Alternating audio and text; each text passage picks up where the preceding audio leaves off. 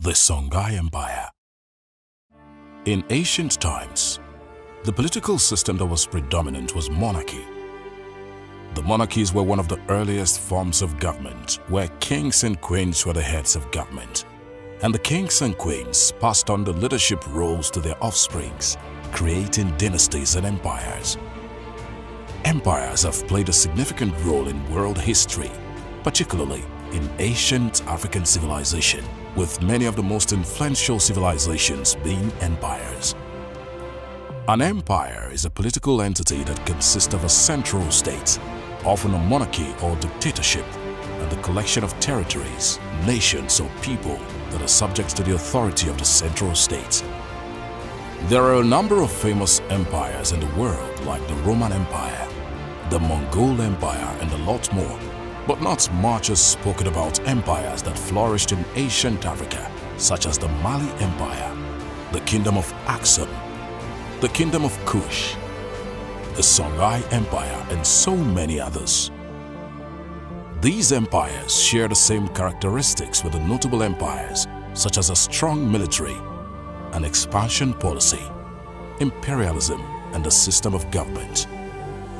The Songhai Empire was a pre-colonial West African state that existed from the 15th to the 16th century, and it was located in the area around the Niger River in what is now modern-day Mali, Niger, Guinea, Nigeria, Senegal, Côte d'Ivoire, Mauritania, Algeria, and Burkina Faso. The Songhai Empire was one of the largest empires in West Africa, stretching over 1,500 miles along the River Niger. It was known for trade and its large and powerful army, advanced administrative system, and thriving trade network. The Songhai Empire grew out of the Kingdom of Gao, which was founded in the 7th century, and Gao was not regarded as their capital until the beginning of the 11th century during the reign of King Kosoi. Over time, Gao grew in power, and it became a dominant force in the region as they prospered and expanded their base. Gao is a city in Mali, in present-day Western Nigeria. It is located on the River Niger. For much of its history, it was an important commercial center involved in the trans-Saharan trade. Towards the end of the 13th century, it became part of the Mali Empire. In the 15th century, the Kingdom of Gao was conquered by the Songhai people, who were a group of fishermen and farmers from the east. The Songhai people gradually assimilated into the local culture and adopted Islam as their religion.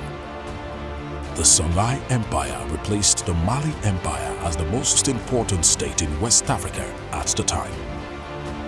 The empire experienced a remarkable expansion during the reign of King Suni Ali Ber, who ruled from the year 1464 to 1492. Suni Ali Ber conquered the neighboring states of Mali and Timbuktu and made the city of Gao the capital of the empire. He also established a strong military and a centralized government. The government system of the Songhai Empire. The system of government in the Songhai Empire was an absolute monarchy, and the top position was keenly contested despite the fortress the king built around himself.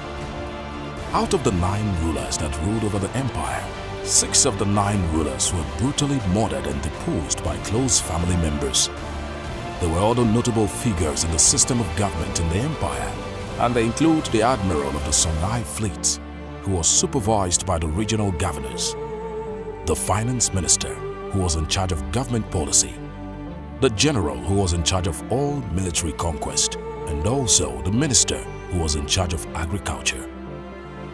The system of government was so smooth that every other role was delegated to junior ministers who perfected their role and served the king.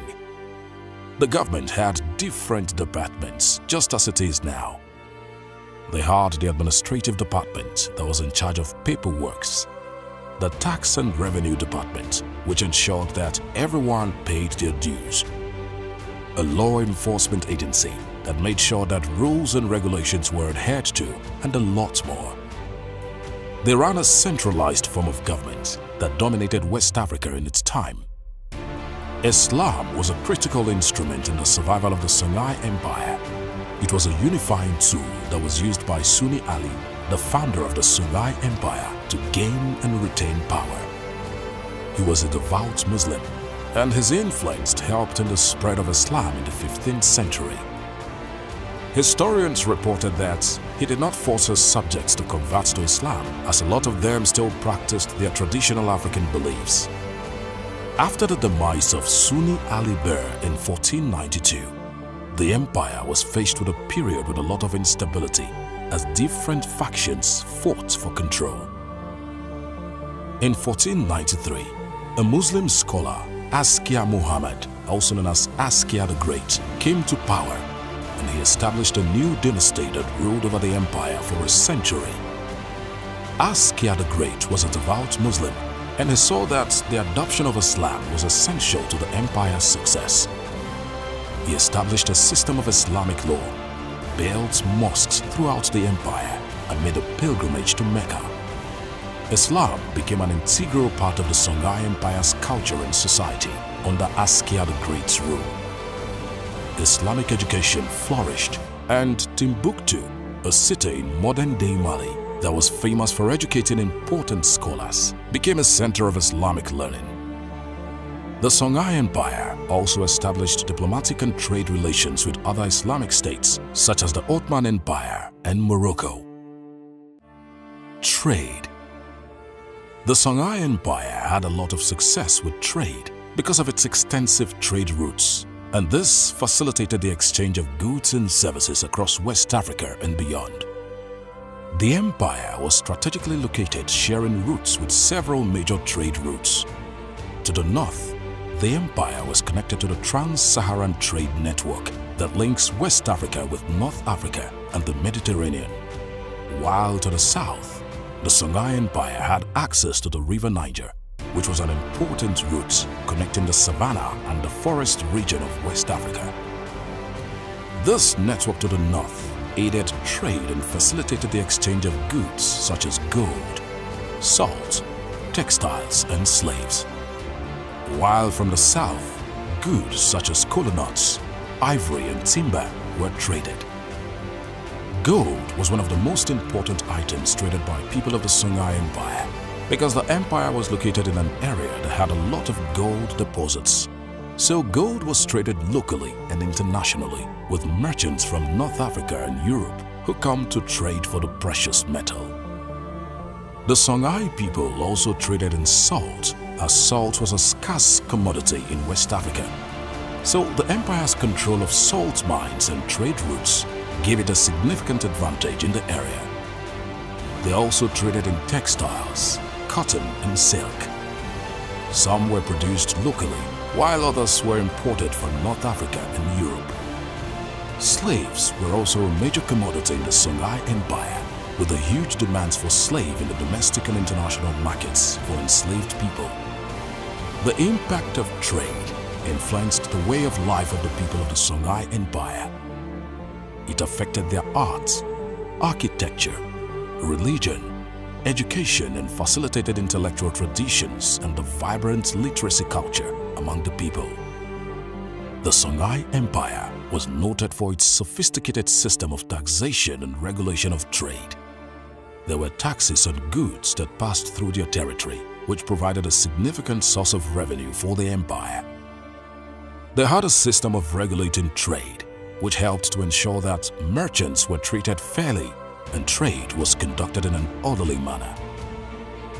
By 1469, the Songhai Empire had control of the important trade port of Timbuktu on the Niger River. In 1471, the Mossi territories south of the Niger River were attacked, and by 1473, the other two major trade centers of the region, Djenné, also of the Niger, had been conquered. Unfortunately for Sunni Ali though, all this new territory did not give him access to the gold fields of the southern coast of West Africa that both the Ghana and Mali rulers had grown rich on.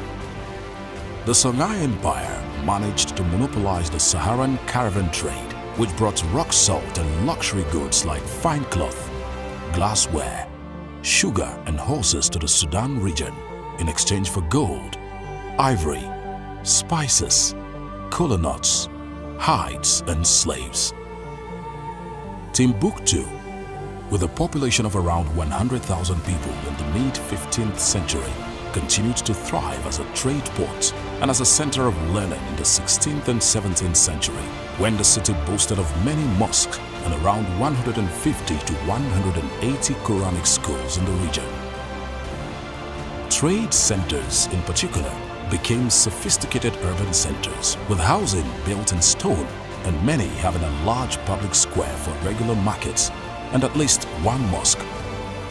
Around this core was a floating suburban population living in mud and reed houses or tents. Rural communities, meanwhile, continued to be wholly dependent on agriculture, but the presence of rural markets indicates there was usually a food surplus. Certainly, famine was a rare event during the first half of the Songhai Empire's reign, and there are no records of any peasant revolts. The Songhai Empire's trade networks played a crucial role in the empire's success and helped to shape the cultural and economic landscape of West Africa for centuries. The rise and fall of the Songhai Empire. The Kingdom of Songhai was part of the Ghana Empire around the 9th century, but it rose to prominence in the 15th century after overthrowing the Mali Empire that dominated them for a while. The Songhai people made different attempts until they were able to overcome the Mali Empire. Their dominance lasted until the late 16th century when it was conquered by the Moroccan army.